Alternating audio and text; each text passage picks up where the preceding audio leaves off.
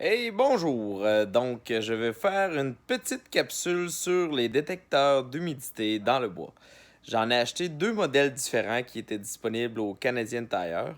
Donc, un ici que j'aime moins un petit peu parce qu'il varie énormément. Là, présentement, je ne sais pas si vous allez être capable de voir, il nous donne à peu près 8% d'humidité.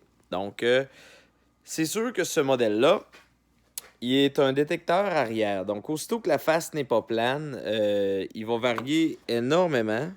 Je vais essayer de vous le montrer, ce que je veux dire. Donc là, 0. Et puis là, aussitôt qu'on va peser plus fort ou moins fort, il va varier énormément. Puis il va nous donner des données qui sont pas très intéressantes. Surtout que nous autres, ce qu'on veut savoir, en fait, c'est quel est le taux d'humidité moyen à l'intérieur. Donc, pour avoir une meilleure idée, s'il a mouillé sur la bûche, eh bien, c'est sûr que l'extérieur va être plus humide que l'intérieur. Donc, nous autres, ce qu'on veut savoir, c'est vraiment l'intérieur, c'est quoi le taux d'humidité. Donc, le modèle avec des pics, comme celui-là ici. Là, présentement, il vient de fermer. On va rouvrir.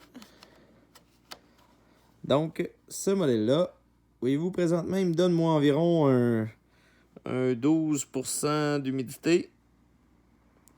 Ce qui me semble être beaucoup plus cohérent par rapport à un taux d'humidité normal d'un bois.